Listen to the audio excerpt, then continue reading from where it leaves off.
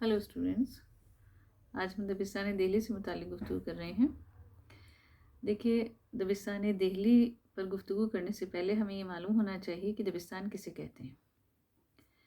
दबिस्तान का मतलब होता है एक ख़ास ज़माने के अंदर या ख़ास हालात के अंदर किसी मखसूस मिजाज या रिवायत के तहत लिखे जाने वाले शेर व अदब को हम दबिस्तान कहते हैं। दबिस्तान स्कूल को भी कहते हैं, यानी स्कूल और दबिस्तान एक ही है। ठीक है, तो हमने समझ लिया दबिस्तान क्या है। यानी किसी ख़ास ज़माने के अंदर जब कुछ शायर शायरी करते हैं और वो किसी ख़ास मिजाज और रिवायत से ताल्लुक़ रखते हैं उस ख़ास ज़माने के अंदर, तो वो जो शेर व अदब तख्लीक किया जाता है वो दबिस्तान कहलाता है। तो जो दबिस्तानी दिल्ली की बात चलती है तो हमारा मतलब क्या होता है कि दिल्ली के शायरों के ज़रिए लिखी जाने वाली वो शायरी जिसका ताल्लुक़ दिल्ली के मिजाज और दिल्ली की रिवायत से है और दिल्ली की मखसूस टकसाली ज़बान और उसके वहाँ के मुहावरे और रोज़मर्रा से है। ठीक है ना, तो वो दबिस्तानी दिल्ली हो गया। यानी दबिस्तानी दिल्ली की शायरी, उन शायरों की जो शायरी होगी वो दबिस्तानी दिल्ली के तहत कहलाएगी। दिल्ली के अंदर देखो, जो इब्तिदाई दौर के शायर हैं उनके अंदर हम फ़ाइज़ देलवी हैं, आबरू, आरज़ू, यकरंग, शाकिर नाजी, मिर्ज़ा मज़हर जाने जाना, हातम, ये लोग जो थे वो इब्तिदाई दौर के शायर हैं। इसके बाद मीर तक़ी मीर, मीर सोज़, मीर दर्द, सौदा वग़ैरह आते हैं। फिर उसके बाद गालिब मोमिन, ज़ौक़ और ज़फ़र का ज़माना आता है जिसे हम उर्दू शायरी का सुनहरी दौर कहते हैं। तो ये शायर जो हैं वो दिल्ली के शायर हैं जो अलग अलग दौर के अंदर शायरी करते हैं। दिल्ली की शायरी का जहाँ तक ताल्लुक़ है तो दिल्ली के अंदर जब से उर्दू बनी है तब से दिल्ली के देखो, एक बात हमें समझने की कोशिश करनी चाहिए कि दबिस्तानी दिल्ली का जो ताल्लुक़ है, यानी दिल्ली की शायरी का जो ताल्लुक़ है वो वहाँ की समाजी, सियासी, इक़्तिसादी और माशरती हालात के साथ जुड़ा हुआ है, उसका ताल्लुक़ उससे जुड़ा हुआ है। तो हमें उन हालात को भी नज़र में रखना है, यानी दिल्ली के इक़्तिसादी, माशी और माशरती और सियासी हालात क्या थे और उनका असर शायरी पर जो पड़ रहा था, तो वो एक मखसूस मिजाज और मखसूस रिवायत की शायरी हो गई। असर पड़ा ना उसका, जो वहाँ के हालात थे वहाँ उनका असर क्या हुआ, वहाँ की शायरी पर पड़ा। तो वो शायरी जो थी वो एक मखसूस मिजाज की बन गई, एक मखसूस रिवायत से ताल्लुक़ रखने लगी। तो हमें उनको जानना ज़रूरी है। तो हम ये देखते हैं कि दिल्ली के अंदर जब से उर्दू बनी है तब से वहाँ का जो सियासी हालात थे, इक़्तिसादी हालात थे, वो क्या थे, बहुत ख़राब रहे, है ना। कैसे ख़राब रहे कि हम पढ़ते हैं ना तारीख़ के अंदर, हिस्ट्री के अंदर हम पढ़ते हैं कि अहमद शाह अब्दाली के हमले हुए, नादिर शाह दुर्रानी के हमले थे और ये सिखों, मराठों और जाटों की लूटमार और तबाही, कत्ल व गारतगिरी, इन सब ने क्या किया कि दिल्ली के लोगों के अंदर, जो अहले दिल्ली हैं, यानी जो दिल्ली के लोग हैं, उन लोगों के अंदर एक मायूसी और नाउमीदी पैदा कर दी। वो ज़िंदगी दुनिया से, मतलब उनको दुनिया की नापायदारी का एहसास हुआ उन्हें कि दुनिया जो है वो नापायदार है, क्योंकि वो देख रहे थे कि बादशाह जो है वो एक वक्त ऐसा आता है कि वो उरूज पर हैं और दूसरे दिन ज़वाल उनका देखा उन्होंने। जो आज जी रहा है वो कल या हर दूसरे ही पल उसका कुछ पता नहीं कि वो मौत के घाट उतार दिया गया। तो ये क्या हुआ कि उनके जहन के अंदर कुछ चीज़ें ऐसी बैठ गईं, उसमें न मायूसी थी, नाउम्मीदी थी और है ना, या फिर सोज़ो गुदाज है, गमंगेज़ी है। ये चीज़ें जो हैं वो दिल्ली के लोगों के अंदर, लोगों के ख़यालात में, लोगों की फ़िक्र के अंदर घर कर गई। फिर दिल्ली की का जो तमद्दुन है, दिल्ली का जो माशरा है, वहाँ पर तसव्वुफ़ की तालीम का भी बहुत गहरा असर पड़ा। वहाँ की जो ज़हनी तरबियत हुई है, इल्मी तरबियत हुई है, उसके अंदर तसव्वुफ़ का बहुत बड़ा रोल रहा। तो तसव्वुफ़ ने क्या किया कि दिल्ली के जो लोग थे उनके अंदर صبر و قناعت اور دنیا سے بے تعلقی سکھائی. مطلب جو صوفی بزرگ ہوتے ہیں نا، اور پھر خدا سے سچا عشق، اپنے اپنے جو معبود ہے، معبود حقیقی ہے، اس سے سچا عشق کا اظہار، اس سے ایک گہرا تعلق، قلبی تعلق جو دل سے ہوتا ہے نا، وہ چیزیں جو تھیں وہ تصوف کی تعلیم کی وجہ سے ہی لوگوں کے اندر آئیں. لوگوں کے جو خیالات تھے، لوگوں کی جو فکر تھی، اس کے اندر یہ پیوست ہو گئیں. تو یہ چیزیں جو تھیں، یعنی وہاں کے جو اقتصادی اور معاشی حالات نے جو ان کے ذہن پر جو اثرات ڈالے تھے نا، ان کو پختہ کرنے میں، مضبوط کرنے میں تصوف کا بہت بڑا رول رہا.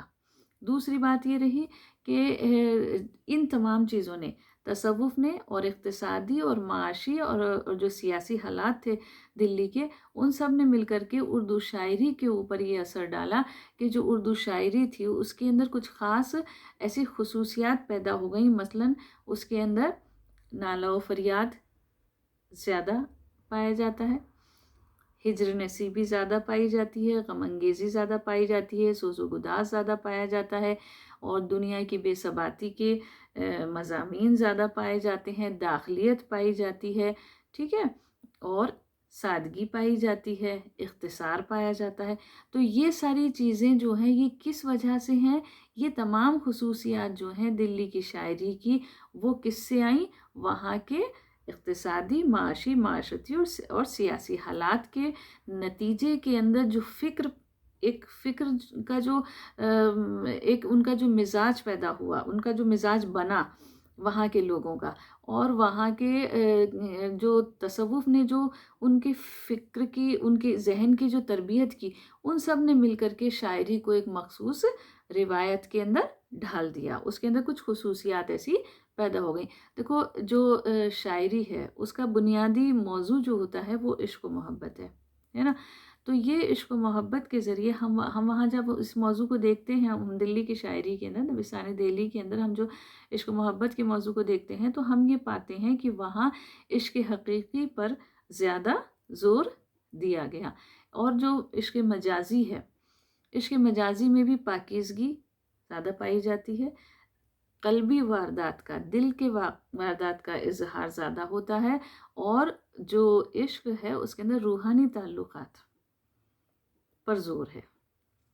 تو یہ چیزیں جو تھیں وہ دہلی کی شاعری کے جو عشقیہ موضوع تھے.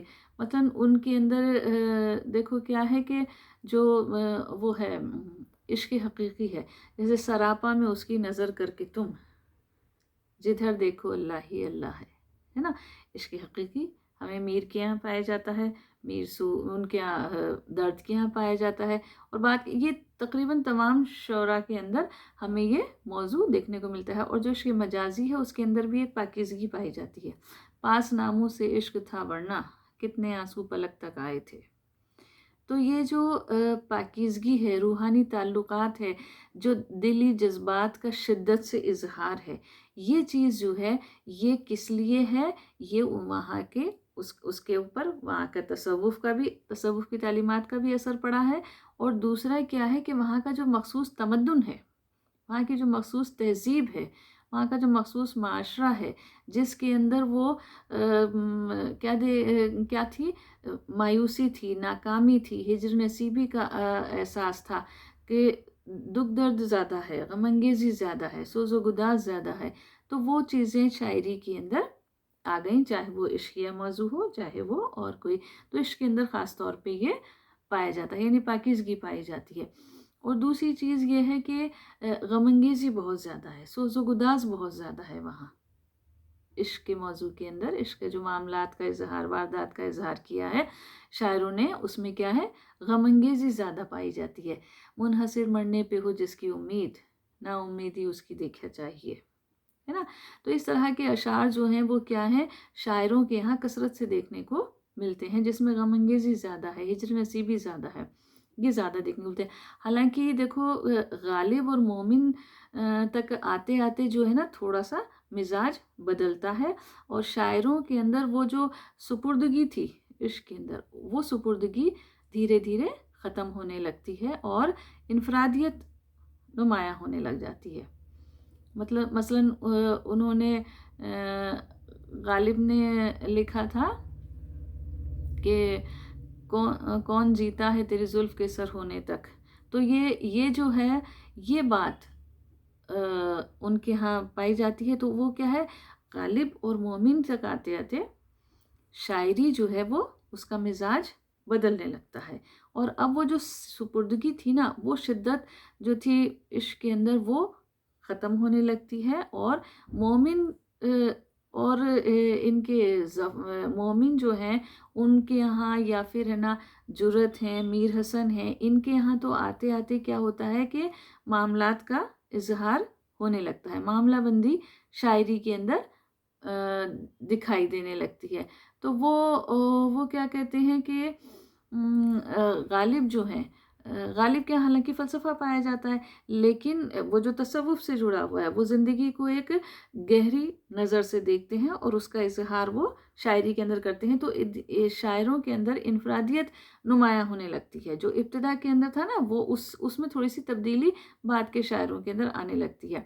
اس کے علاوہ کیا ہوتا ہے کہ تصوف جو ہے وہ شاعری کے اندر خیال کی بلندی، فکر و خیال کی بلندی پیدا کرتا ہے. زندگی کی گہری بصیرت کا اظہار ہوتا ہے تصوف کے ذریعے، تصوف کے تعلیم کی وجہ سے دہلی کی شاعری کے اندر. اور دوسری بات یہ ہے کہ زبان کے اندر ایک متانت اور سنجیدگی پیدا ہوتی ہے. جو دہلی کی شاعری ہے، چونکہ وہاں کے جو شاعر ہیں، وہاں کا جو عوام ہے، وہاں کے جو لوگ ہیں، ان لوگوں کے یہاں تصوف کی تعلیم کا گہرا اثر تھا، اس لیے وہاں فکر و خیال کی بلندی پائی جاتی ہے، زبان میں ایک متانت پائی جاتی ہے. اے شمع تیری عمر طبی ہے، کیا ہے وہ، اے شمع تیری عمر طبی ہے، ایک رات ہنس کر گزار یا اسے رو کر گزار دے، ہے نا. تو یہ باتیں کیا ہیں کہ وہاں کی شاعری کی خاص خصوصیات بن جاتی ہیں، جو زبان کے اندر بھی دیکھنے میں آتی ہیں اور فکر و خیال کے اندر بھی دیکھنے کو ملتے. دیکھو ابتدا کے اندر تو کیا ہوتا ہے کہ شاعری کے اندر درویشی اور شاعری ساتھ ساتھ چلتی ہے، اور تصوف کی وجہ سے عشق حقیقی پر زور رہتا ہے، اور مجازی عشق مجازی بھی جو ہے نا وہ روحانی تعلقات اور روحانی جذبات کا اظہار تک رہتی ہے.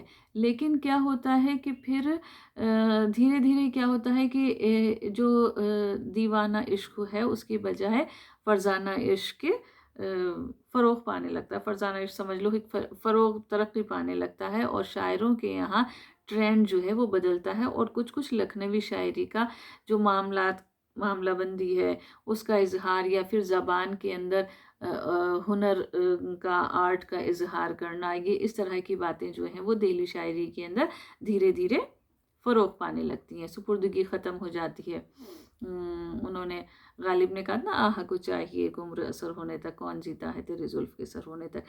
تو یہ سب باتیں تھیں جو کہ تبدیلیاں ظاہر کر رہی تھیں، لیکن مخصوص جو مزاج ہے دہلوی شاعری کا، اس میں داخلیت ہے، سوز و گداز ہے، اور غم انگیزی پائی جاتی ہے، مایوسی پائی جاتی ہے، کیونکہ وہاں کے حالات ہی ایسے تھے.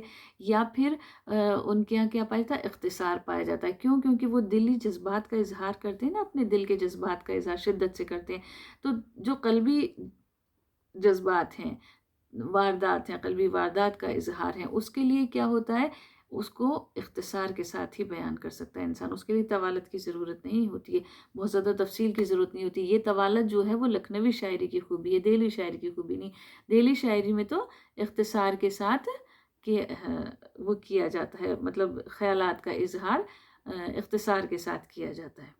ٹھیک ہے، یعنی بہت مختصر غزلیں لکھی گئیں، مختصر بحروں کی غزلیں زیادہ لکھی گئیں، اور غزلیں بھی چھوٹی لکھی گئیں، مختصر لکھی گئیں. تو یہ چیزیں جو ہیں وہ دہلی کی شاعری کی خوبی تھی. اچھا، دہلی کے اندر کیا ہوتا ہے کہ